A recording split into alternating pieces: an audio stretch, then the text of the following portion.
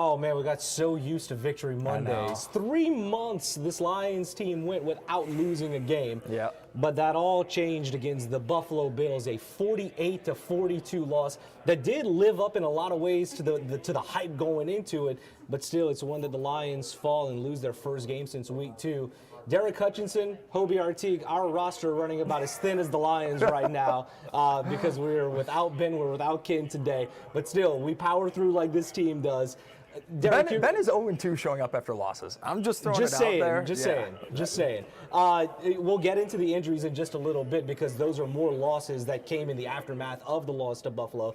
But your biggest takeaway from that 48-42 defeat? You know, the defense is looking a lot like it did in the playoffs last year when we didn't have all of the revamped secondary, when no Aiden Hutchinson. So it's feeling more like every drive that the offense comes up empty is just going to be so backbreaking. And, you know, we were just talking a little bit before the show. It's hard to blame the offense when they score 42 points and put up 500 yards, but it really felt like the game was lost in those first 2 offensive possessions when the Lions went 3 and out, and then they gained, I think, 1 first down on the second drive and punted it away. It was 14-0. And to that point, whenever you start out the game, I think a lot of people knew this was the top 2 scoring offenses in the NFL coming into it.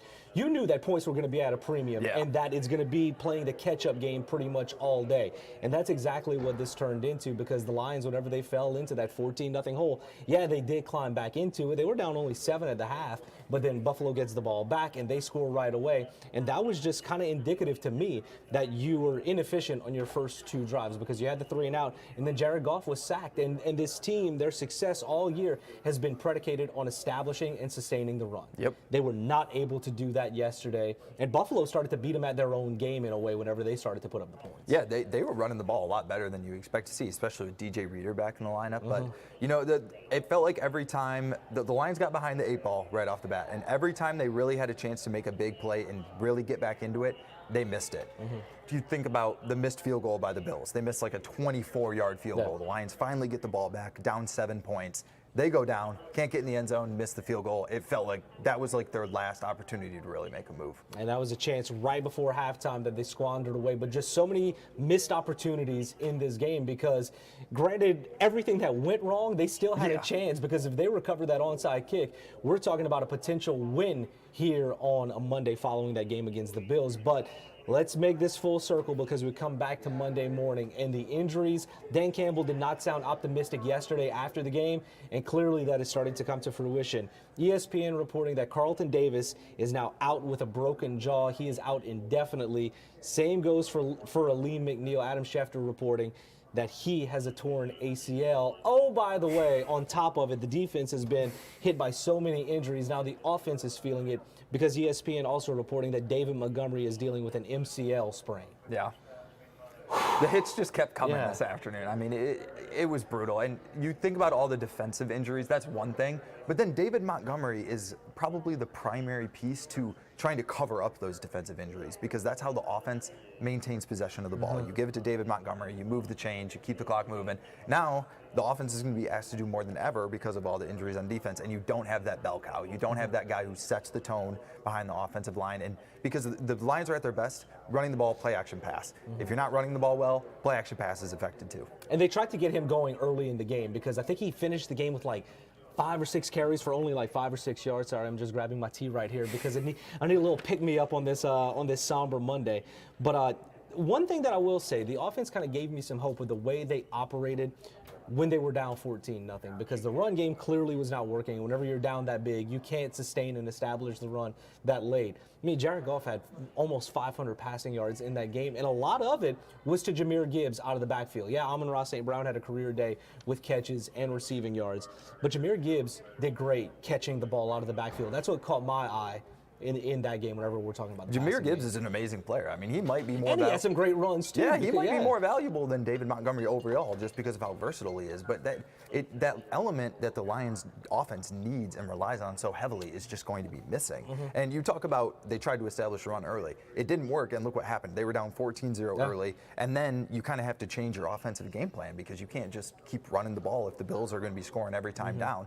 And, you know, it just felt like they couldn't get into that rhythm. I mean, what's the only other game the Lions have lost this whole season. It was the game where Jared Goff threw the ball 50 times. So as well as Goff played and as good as the passing attack looked, that's not the formula that the Lions have used to win games this year. They're 0-2 in the 2 games when Goff passes the most time. So they're going to have to change it up a little bit going forward. Especially as they now go to Chicago, and we all know that weather can be a factor there in December. We'll get to that in just a little bit. But looking at those defensive injuries, I mean, you look at the list right now, and there are numerous players on IR for that defense, a dozen, I believe. Where does the defense go from here? Because they went out and got guys who were on the street to play in this defense. Now my question is, Aaron Glenn found a way to make that work, but what is the next step? Yeah, I mean, you and I cover the team pretty closely, I would say, and there's guys out there on Sunday that I'm like, who is that? Who is like, that? Who is number 47? Like, they called that flag on who? You know, like Quan Alexander. I mean, you can only get so far with that type of roster. I mean, like you said, Aaron Glenn has done an amazing job picking up the pieces, finding ways to piece it together, but they've reached a point now. At some point, it reaches a breaking point. Especially when you face a guy like Josh Allen. I mean, the Lions will not face another Josh Allen this season until potentially, you know, NFC Championship game, Super Bowl. But when that time is coming, what is this defense going to look like? I don't even know if there's another quarterback in the NFL, let alone the NFC, playing like him right now. I mean, Jalen Hurts is the best quarterback they could probably see between now and a potential Super Bowl appearance, and he's nowhere near what his Josh level Allen compared is to doing. Josh Allen. Yeah, I mean the way that Josh Allen was playing, some of those third down throws when it felt like the Lions were finally going to get a stop. I mean, you just had to kind of like tip your cap because Josh Allen, I think he's clearly the MVP in the NFL this year, and he certainly played like it. On those first 2 drives, the way he would just extend the play, I mean, that game shows you where they were missing a guy like Aiden Hutchinson. Yeah. Because if Aiden Hutchinson's playing, Josh Allen, I don't think does that. It has that much time because Aiden is setting the edge or at least coming around to get him. And Josh Allen isn't running to the sideline, setting his feet, scanning the field, and launching one to one of his running backs. Yeah. That said, I mean, we came into this one, he was the odds-on favorite to win the MVP. I think right now, after what we've seen in that game, and let's go back the last 3 weeks or so, I mean, that Bills offense is running right now, and it's all because of number 17. In the words of Vince Carter, it's over. It's over. Josh Allen is winning the MVP, like, barring something miraculous. You talked about, like, Aiden Hutchinson. It just shows you the difference between him and somebody like Zadarius Smith, who is a good player, but he's mostly just a pass rusher. He was basically neutralized yesterday. I mean, never heard his name.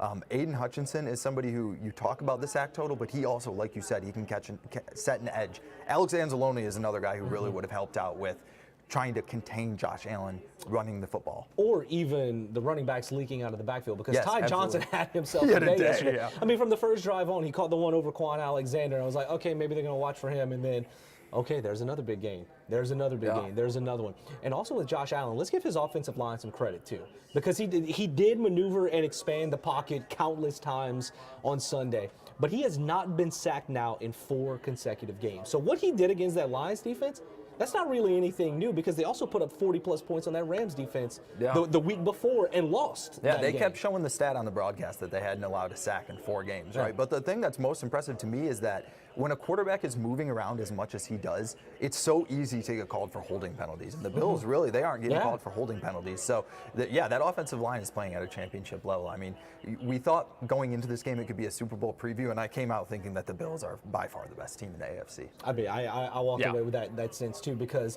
you look at the Chiefs, and everybody thinks that the Chiefs are the team to beat because of their record in the AFC. But whenever you look at the points that the Bills have put up, what is it, 30-plus in 7 straight games? Yeah, and the best point differential by far in the AFC. And then and Dan Campbell said it going into this game, how offensively, like, the Lions have been kind of up and down, and Buffalo has been like that, just steady. And I think that we saw that confirmed in that game. Kari, though, you are joining us. You are helping punch the buttons behind the scenes. But we want to get you into the conversation. I mean, a 48-42 loss. So what jumps out to you, and what kind of went wrong for this Lions team? Man, I'm not sure what went wrong exactly, but here's the thing that was odd to me is that, you know, you have what amounts to a shootout. After, even though it looked like the Bills were blowing them out, there was always a chance. So when you saw people still falling, I don't know going forward what we have left. I said we like I'm on the team. I don't know what the Lions can scrape together at this point, because I've never personally seen a team have so many devastating injuries. Yeah. Not just injuries where you're off for a couple weeks, like done for the year. Like So, an ankle sprain or something like Yeah, that, or like yeah. a broken finger or something like that. Yeah. Do I have to drink that liquid? Like what are we doing? It's a little more full than most Mondays, my friend. So if you want a cup, come on. I'm sad. Like I'm not upset that they lost, but it seems like there's a bigger loss. Is the losses after the loss? Yeah, I get what you're saying. But you mentioned finding ways to win the game, and Dan Campbell made an interesting call in the fourth quarter. And you know which one I'm talking about. 12 minutes to go. You're already laughing, Kari. We'll get your take on this. But he decides to kick the onside kick in that possession. Jahmyr Gibbs has scored a touchdown. They cut the deficit to 10. And then Campbell lines up for an onside kick. What do you think about that call? Because I think everybody has an opinion. It's going to be the great debate all week long. Oh, for sure. This reminds me of the NFC Championship game last year, where I was kind of like on an island because everybody thought Dan Campbell should have kicked long field goals, to try to tie the game. I was completely fine with the onside kick. I understood where he was coming from. He had seen that game. He was coaching for this singular game, and the Lions were not getting any stops. Josh Allen was getting whatever he wanted.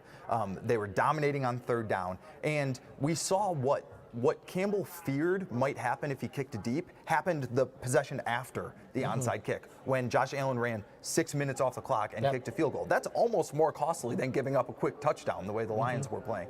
So I have a certain respect for a coach in the NFL who's willing to take the risk and knowing that he could get criticized. Because Dan Campbell could have easily kicked that ball deep and nobody would have said a word. Nobody would have said that it was the wrong move, but he thought it gave his team a better chance, even if it was a slightly better chance, to win if he did the onside kick, and he gave it a shot. I feel like he's coaching to win. So many NFL coaches coach safe or coach the way that everybody always has, and he's not afraid to go outside the box to try to give his team an edge. And I think that that's something that has given the Lions an advantage more often than not. And he's clearly not afraid to take the criticism, because look at the game before, going for it on fourth down when they could have kicked the field goal against the Packers. He put it on his offense. And if you were surprised by the onside kick, I am not, because guess what? It's almost doubling down on the game before, because he pretty much said it after the game. I needed the offense to go and win that game.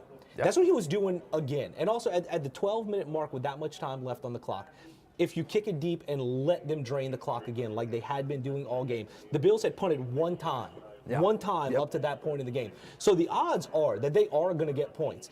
Give them a little bit shorter of a field. Try to hold them to a field goal, because they had held them to field goal attempts in the red zone because Tyler Bass had missed the short one. And also, how many times does an onside kick return to the 5-yard line? Yeah, that was the thing. It was the perfect storm of the worst possible outcome for that situation. I think he would have been He would have been criticized for it either way, but the fact that it was returned to the 5 is what really made people angry. Yeah. Absolutely. But also, you want to preserve as much time as you potentially can with Josh Allen and the way they were draining the clock, because they could have gone on another 4-minute, 5-minute long drive and still gotten points. So if your goal going into that game was to give your offense a chance to win it for you, to kind of make up for their mistakes throughout the game, because they went 0 for 2 on their first 2 possessions because they had back-to-back punts, and then Amon-Ra St. Brown fumbled it, and that was a big turning point of the game. But whenever you try to get the ball back, and granted, I believe somebody said it was like a 7% chance of getting the ball back. It's almost to a tip of the cap to Josh Allen, too, because he was just playing out of his mind yesterday. And as a coach, that is the only way that you feel like you can stop him and get him off of the field in a way. If the Lions had kicked the ball deep, down 10 with 12 minutes left, and the Bills have the ball, do you feel good about their chances in that game? Absolutely not. If the Lions get the onside kick and they're down 10 with the ball, do you feel a whole lot better about it? I think even with that slight chance of getting it that's back. Why I think he was looking at it as, we're going to lose this game if I kick it deep. We're probably going to lose this game if I onside kick it, but we've at least got a shot, and that's why give he took ourselves the a shot. chance. Exactly. Kari, what'd you think, man? This will probably be the first time you get all 3 people in agreement. Honestly, my only problem with the onside kick is that they didn't let them go ahead and score afterwards. But in actual football time, they scored right after. It was only 10 seconds lost, right? Yeah. So that was my biggest problem, was just go ahead, let him get it, because he's like you said, he's 5 out. Don't even tackle him. Just let him score. Let him go. And also, how often do you see that with an onside kick? return to the 5-yard line. It Because doesn't think about it. If you kick the onside kick and Buffalo gets it at the 50, 45-ish, I mean, they still have to go. It's at basically least the same as kicking it deep. Right. In a way. And you're preserving time. Yep. That's why I have no problem with that. Same here. That's wow. Three On Three people. on a hot topic. The only That's 3 good. in the world. Yeah. It's us. It's us. Hi. Speaking of onside kicks, though, did y'all see Jake Bates on the last onside kick? He almost kicked it and recovered it. Man, he almost recovered that ball. Yeah. Look, Bates missed a 50-plus yarder. I mean, whatever. This is the first time he missed from 50-plus this year. But that pop that he put, like that shows you that's a guy who wants to win a football game. Ken would have been insufferable if Jake Bates would have. He'd have been like you from Michigan, Ohio State, man. But looking ahead, now the Bears come up on the schedule, and it's a December game at Soldier Field. Jared Goff has played in December at Soldier Field twice, and it did not go well, and that includes last year with the Lions. He's played there once with the Lions, once with the Rams. Do you think that they slayed the dragon of, well, this team can't play outdoors in inclement weather whenever they went to Lambeau and got that win, or is this still this still a hot button issue? They proved they can win in bad weather, and they played well in the NFC Championship game last year in bad weather. So I think that I think that that's a little bit overblown. I mean, there's something to it for sure, but is it weird that I feel a little better about the Bears game after they lost the Bills game? I feel like there's less chance that the Lions are going to have one of their letdowns against a lesser team, because this team they never lose back-to-back games. I mean, they lose, they refocus so quickly. So, the Bears are always play the Lions tough, but I feel as good as you can feel with all these injuries. Kari, how you feeling?